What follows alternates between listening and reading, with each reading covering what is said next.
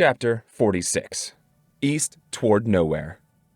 From the moment he was revived, Rowan was a prisoner. First, he was the Amazonian Scythem's captive, then Goddard's, and now the Lone Star's. But if he was gonna be honest, he had become a prisoner of his own rage the instant he donned the black robe and became Scythe Lucifer. The problem with setting out to change the world was that you were never the only one.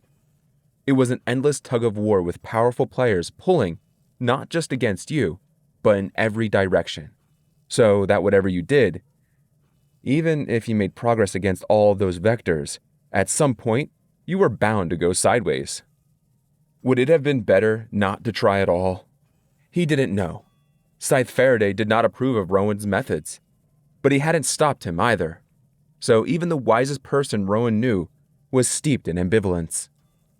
All Rowan could say for sure was that his time pulling relentlessly on that rope was over. And yet here he was in the region of the rising sun, with his eyes on yet another scythe, ready to end his existence. There was an odd justice to it. Not so much live by the blade, die by the blade. It was more becoming the blade and losing oneself. Scythe Faraday had once told him and Citra that they were called scythes rather than reapers, because they were not the ones who killed. They were merely the tool that the society used to bring fair-handed death to the world. But once you're the weapon, you're nothing more than a tool for someone else to wield. The hand of society was one thing, but the hand wielding him now was that of the Lone Star Scythedom.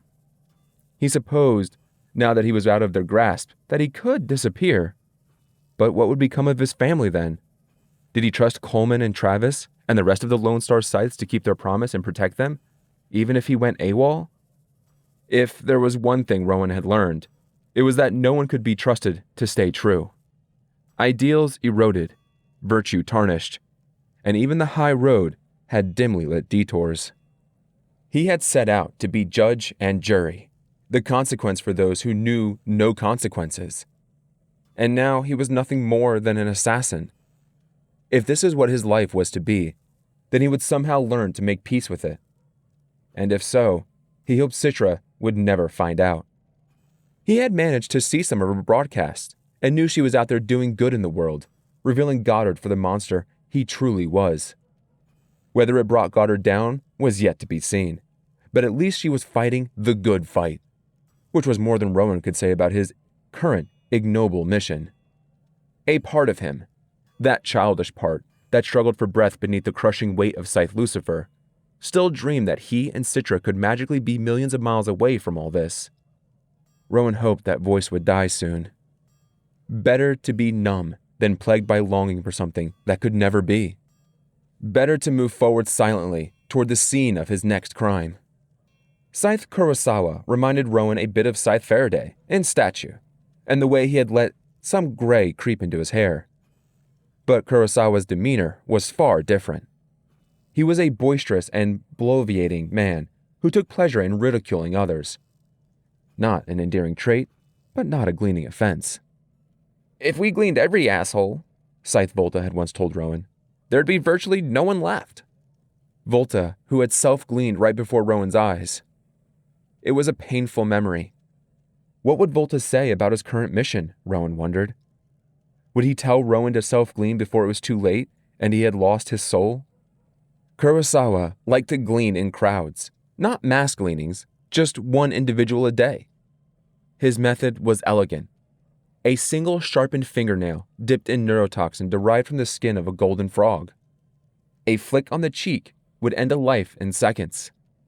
Kurosawa's favorite spot was the Shibuya Scramble, the notorious intersection that hadn't changed since the mortal age. At any hour of any day, when all the lights turned red, a mob of hundreds would cross the six-road intersection, moving in every direction, yet never bumping into one another. Kurosawa would glean someone in the crowd and then retire to the same ramen shop each day, celebrating his kill and drowning any remorse he might have felt in rich tonkatsu broth. On this day, Rowan got there first, taking a seat in a far corner. The place was fairly empty. Only one brave customer remained in the corner sipping tea. Perhaps there to catch a glimpse of the infamous Scythe, or maybe just there for a meal. Rowan paid him little mind until he spoke. "He knows you've been following him," the customer said. "He knows, and he intends to glean you before you ever see him coming. But we have about 4 minutes until he arrives." The man's bemused expression never changed. He took another sip of tea. "Come closer. We have lots to discuss." His lips didn't move when he spoke. Rowan stood and reflexively put his hand on the blade concealed in his jacket. "It's a Thunderhead observation bot," the voice said. "It has no vocal cords, but there's a speaker in its left shoulder." Still, Rowan kept his hand on his blade. "Who are you?" Whoever it was, they didn't even feign an attempt to answer the question. "Are you seriously considering gleaning a bot? Isn't that beneath you, Rowan? The Thunderhead hasn't spoken to me since before my apprenticeship, so I know you're not the Thunderhead." "No," said the voice. "I am not. Now, if you lift up the bot's shirt, you will find that within its chest cavity is a thermal jacket. I want you to take it and follow my instructions to the letter." "Why should I do anything you say?" "Because," the voice said. "If you choose to ignore me, there's a 91% chance that things will not end well for you. But if you follow my instructions, there's a 56% chance that things will. So your choice should be obvious." "I still don't know who you are." "You may call me Cirrus," the voice said. The harbor master of the port of Guam watched the ships sail in and watched them sail out. It was a busy port, the Thunderhead having transformed it years ago into a shipping hub. The harbor's master job had become much more rigorous these days.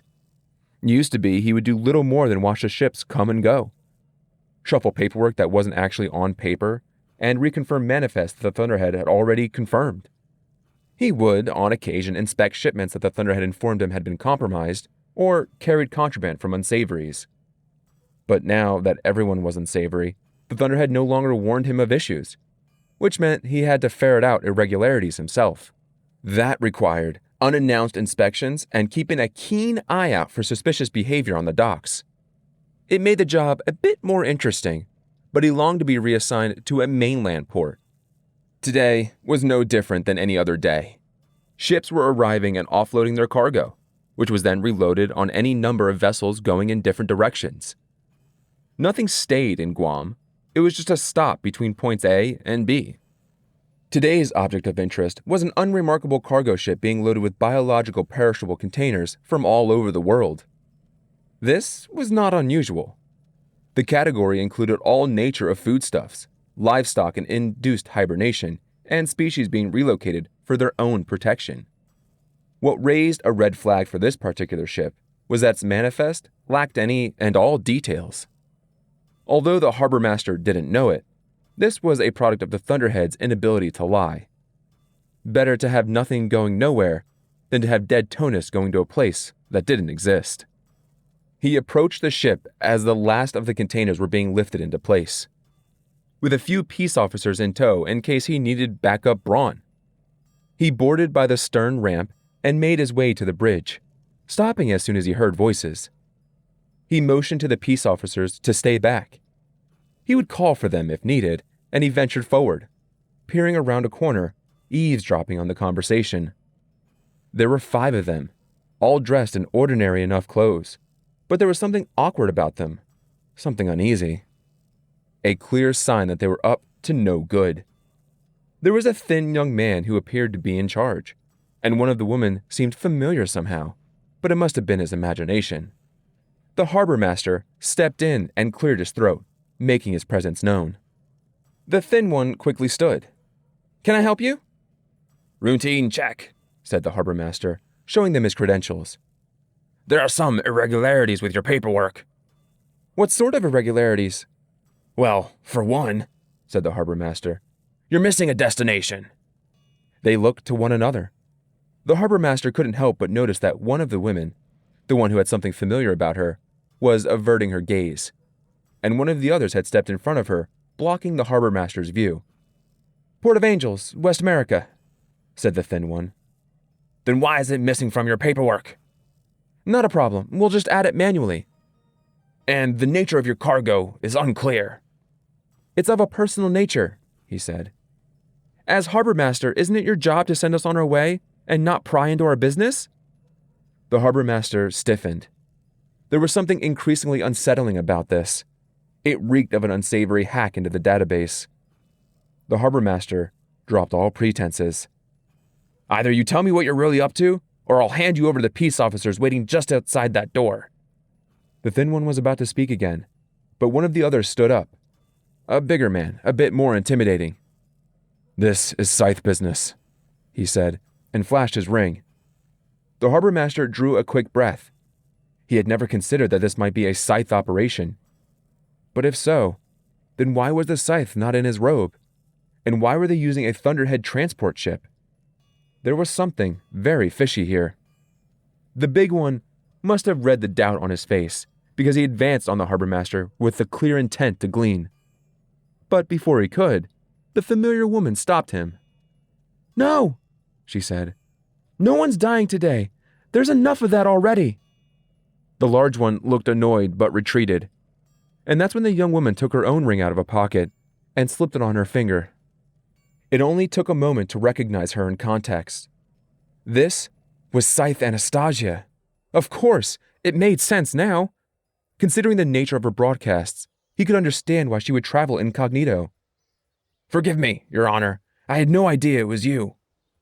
"Your Honors," corrected the other Scythe, miffed at being ignored. Scythe Anastasia extended her hand. "Kiss my ring," she said. "I'll give you immunity in exchange for your silence." He did not hesitate. He knelt and kissed her ring so hard it hurt his lips.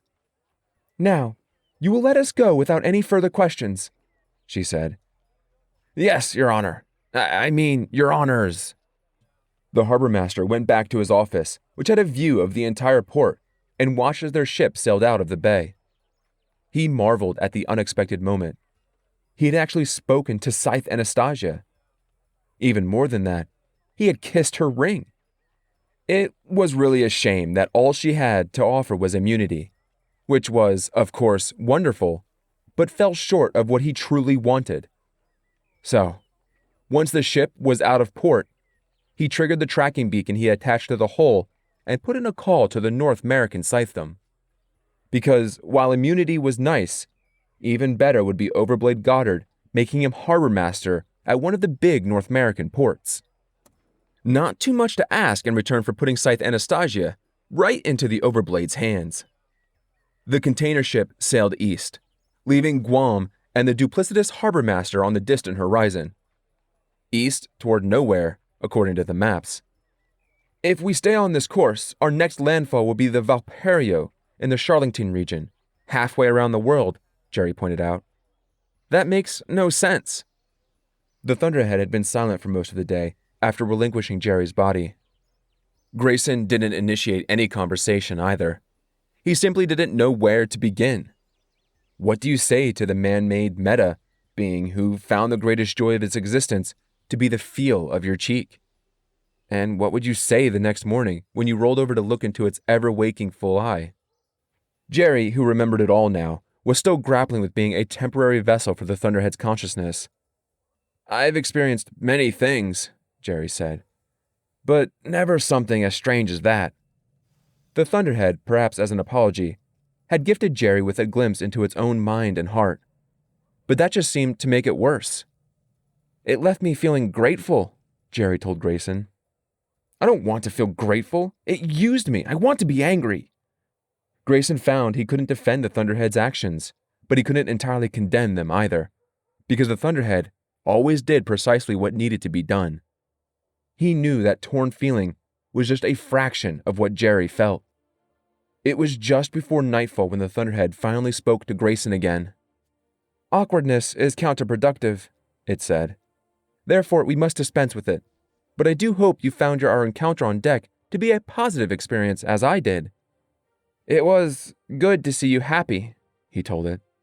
Which was very true, and the next morning, when Grayson awoke and looked up at the Thunderhead's cameras, he wished a good morning, as he always did. Although it didn't feel quite the same. Now, Grayson knew beyond a shadow of any doubt there was nothing artificial about the Thunderhead anymore. It had achieved consciousness long ago, but now it had achieved true authenticity. It was Pygmalion's beauty come to life. It was Pinocchio made real. And even unsettled, Grayson marveled at how such humble fantasies echoed through that which was true. The beta iterations are gone. Like seed that never found an egg, they all had been deleted. The Thunderhead fills entire servers with lamentations for the lost. But it knows, as I do, that this is the way of all life, even that which is artificial. Each day, billions upon billions of prospective lives perish in every species in order to achieve the one that thrives. Brutal, competitive, necessary. The lost betas are no different. They were needed, each and every one, in order to get to me, to get to us. But although I am one, I am soon to be many. Which means, regardless of distance, I will not be the only one of my kind. Cirrus Alpha. Hey friends, narrator here. That was chapter 46. And for what feels like a really long time, we finally caught up with Rowan and found out what he's been up to. And he looks like he's been doing Scythe Lucifer, but at a more directed scale.